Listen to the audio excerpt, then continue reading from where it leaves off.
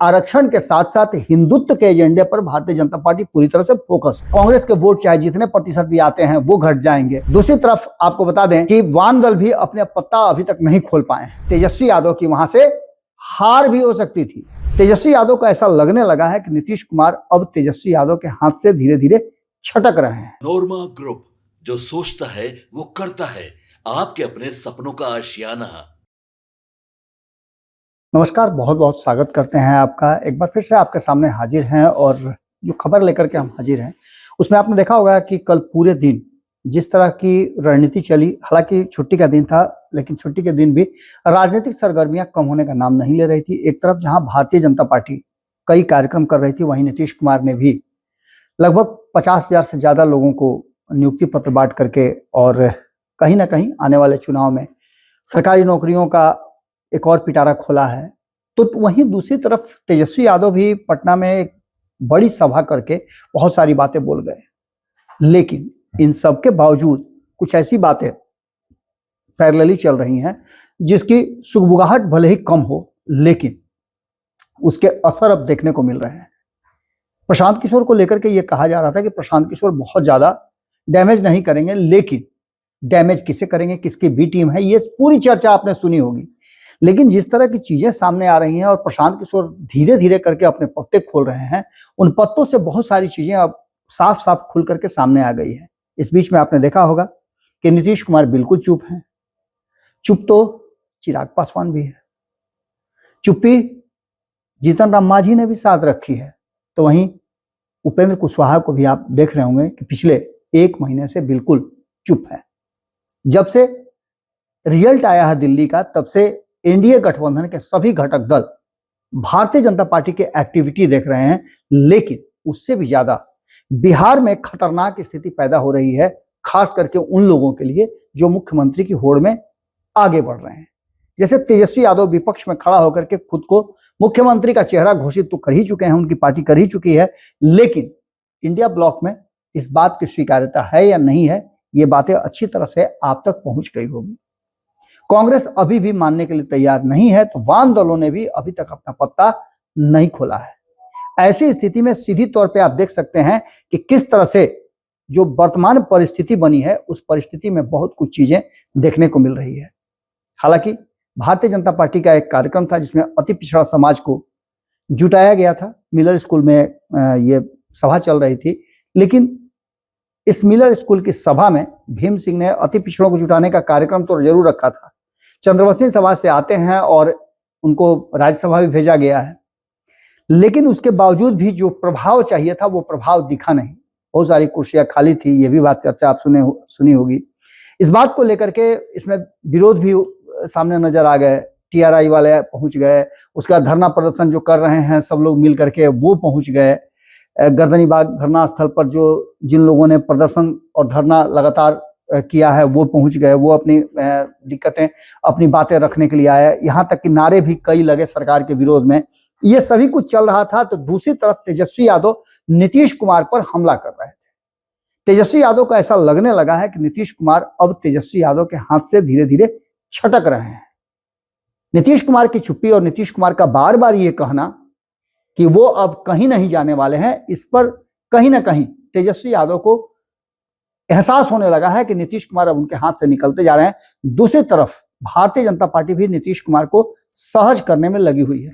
बाद में भले ही यो हो जाए, ये चर्चा तो आज भी चल रही है कि चुनाव के बाद क्या होगा, चुनाव के बाद मुख्यमंत्री कौन बनेगा। सीट शेयरिंग के समझौते को लेकर के भी भारतीय जनता पार्टी का एक छोटा सा, कहा जाए तो उड़ती उड़ती जो खबरें आई हैं, कितनी विश्वस्त खबरें हैं ये तो बाद में पता चलेगा, लेकिन जो खबरें आई हैं उसमें 243 सीटों में से 101 सीट नीतीश कुमार को देकर के भारतीय जनता पार्टी निश्चिंत हो जाना चाहती है और नीतीश कुमार ऑफर भी दे दिया गया है।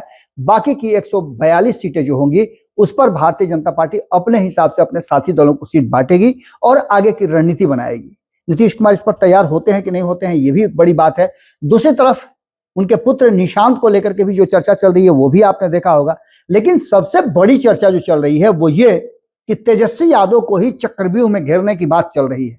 हमने कुछ दिन पहले ही संपादक नमन मिश्रा जी के साथ एक खबर किया था, जिस खबर में हमने आपको बताया भी था कि राघोपुर से अब केंद्र बिंदु जो है वो राघोपुर बनने जा रहा है 2025 के चुनाव का।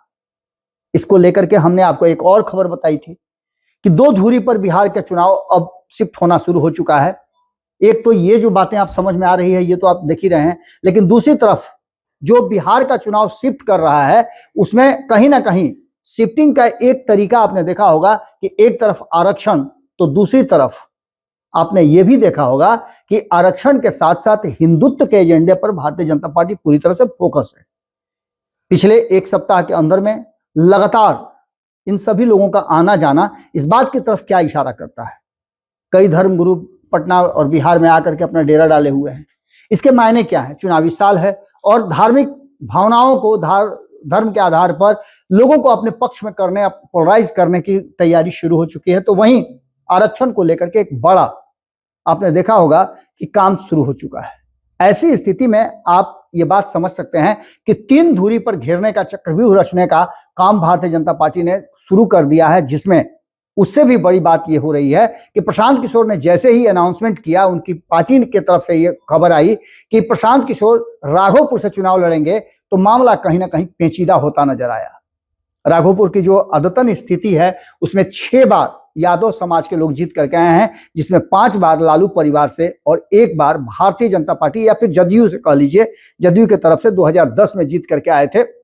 भारतीय जनता पार्टी से सतीश कुमार 2010 में सतीश कुमार यहां से जीत करके आए थे और एनडीए और महागठबंधन के बीच में 6 बार में 5 बार महागठबंधन की तरफ से यादव उम्मीदवार जीते हैं। जबकि जनसंख्या की बात करें तो यहां वोटरों की संख्या 30% है जो यादवों का है, आधार है, और 21% यहां राजपूत हैं। 2020 में आपको ये भी देखने को मिला होगा कि 25,000 के आसपास एलजेपी के उम्मीदवार राकेश रोशन लेकर के आए थे और अगर वो चुनाव में नहीं उतरते तो ये संभावना व्यक्त की जा रही है कि कहीं ना कहीं तेजस्वी यादव की वहां से हार भी हो सकती थी। यानी तेजस्वी यादव के लिए यह आसान नहीं होगा। 20% यहां अनुसूचित जाति के लोग हैं, जिसमें से अकेले जो पासवान समाज है उनका वोट 12% है, रविदास भी 8% हैं, और इन सभी को लेकर के यदि राजपूत, सवर्ण, अति पिछड़ा और ये जो अनुसूचित जाति के लोग हैं, ये अगर एक तरफ आ गए तो तेजस्वी यादव के लिए बड़ी मुश्किल खड़ा कर देंगे। दूसरी तरफ प्रशांत किशोर जिस तरह से आगे बढ़ रहे हैं और जिस तरह से अपनी चीजें दिखा रहे हैं, उसमें कहीं ना कहीं वो कुछ वोट तो जरूर काट लेंगे, इसलिए कि उन्होंने भी अपने बूथ स्तर पर संगठन को मजबूत किया है और इसके वो मास्टर कहे जाते हैं। स्ट्रेटजी बनाने में मास्टर प्रशांत किशोर आखिर क्या करेंगे। दूसरी तरफ आपको बता दें कि नीतीश कुमार जितना अधिक चुप हैं उतना ही अधिक बिहार की राजनीति उमड़ घुमड़ रही है। नीतीश कुमार यदि बोल देते हैं तो निश्चित रूप से पता चलने लगता है कि बिहार की राजनीति में ऊंट किस करवट बैठेगा, लेकिन नीतीश की चुप्पी बहुत कुछ कहने वाली है। दूसरी तरफ इंडिया ब्लॉक में भी लगातार कई तरह की बातें सामने आ रही है जो कहीं ना कहीं तेजस्वी यादव को बड़ी बुरी तरह से परेशान कर रही है।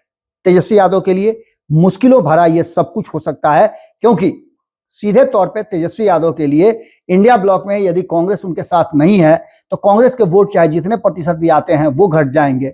दूसरी तरफ आपको बता दें कि वाम दल भी अपने पत्ता अभी तक नहीं खोल पाए हैं। एकमात्र मुकेश सहनी है जो तेजस्वी यादव को अभी भी मजबूती के साथ पकड़े हुए हैं। हालांकि 2020 में भी ऐसा ही लग रहा था कि सभी लोग साथ छोड़ देंगे, लेकिन मुकेश सहनी साथ नहीं छोड़ेंगे। अंततः जिस दिन सीट शेयरिंग का समझौता डिक्लेयर होना था, मीडिया के सामने आके बैठे हुए थे, प्रेस कॉन्फ्रेंस चल रहा था, उस प्रेस कॉन्फ्रेंस से मुकेश सहनी बाहर हो गए थे। ये भी एक बड़ी बात है, लेकिन मुकेश सहनी बड़ी मजबूती के साथ तेजस्वी यादव को पकड़े हुए हैं और वो खुल करके कह रहे हैं कि तेजस्वी यादव को मुख्यमंत्री और खुद उप मुख्यमंत्री की कुर्सी वो प्राप्त करेंगे आने वाले 2025 के चुनाव में। अब ऐसी स्थिति में एक बात तो साफ नजर आ रही है कि कहीं ना कहीं जो परिस्थितियां बनी है उसमें तेजस्वी की जो विधायकी है वो खतरे में है। ऐसा ही कुछ राबड़ी देवी के साथ भी 2010 में हुआ था।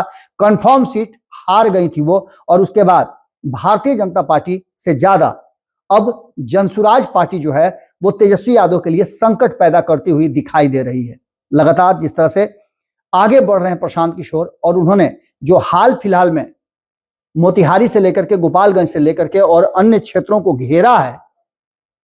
अभी अभी उन्होंने कुशवाहा समाज के एक नेता को ज्वाइन कराया है, सुभाष कुशवाहा को, जो जमीनी नेता हैं, लंबे समय से वो काम कर रहे हैं, संगठन को देख रहे हैं, उनको ज्वाइन करा करके वो किसानों को अपने तरफ पोलराइज करने की बात कर रहे हैं, ये भी एक बड़ी बात है। नाराज लोगों को अपने तरफ लाने की कोशिश कर रहे हैं, ये भी एक बड़ी बात है। ऐसे में नीतीश और इंडिया ब्लॉक यदि चुप्पी साधे हुए है, अगर तेजस्वी यादव के साथ नहीं है, तो ये मान के चलिए कि तेजस्वी यादव के लिए इस बार का चुनाव बहुत कष्टकारी होने वाला है, क्योंकि तेजस्वी यादव को 243 सीटों पे एक नेता के एक लीडर के रूप में प्रचार प्रसार करना है। लेकिन अगर राघोपुर में वो फंस गए तो हालात बुरे हो जाएंगे। 2010 में हारने के बाद राबड़ी देवी चुनाव में जाने की हिम्मत नहीं कर पाई हैं। ऐसी स्थिति में आप समझ सकते हैं कि तेजस्वी यादव के लिए क्या होगा। तेजस्वी यादव और नीतीश कुमार के लिए, दोनों के लिए, और खास करके भारतीय जनता पार्टी की भी बात कर लें तो तीनों के लिए ये कैरियर का सवाल है। सबका कैरियर स्टेक पे लगा हुआ है। अब देखना होगा कि कसौटी पर कौन कस करके, निखर करके बाहर निकलता है। जुड़े रहिए भारत लाइव के साथ, खबरों का सिलसिला लगातार जारी रहेगा। बहुत बहुत धन्यवाद। नमस्कार। आपके सपनों को हमने सजाया है, ई होम्स पैनोरमा को हमने बनाया है। ई होम्स मेरा एक सपना था जिस पे मैं पिछले 4 साल से काम कर रहा था। हमने जो बनाया है वो सबने है माना। ई होम्स पैनोरमा में हो आपका भी आशियाना।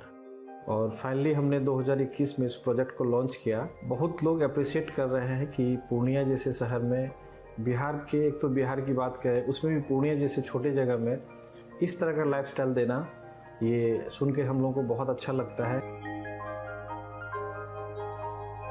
ई होम्स में हमने कुछ और भी किया है, जैसे हम जिस जगह में रह रहे हैं हमारे फैमिली सिक्योर हो, उनको सिक्योरिटी का ध्यान में रखा है।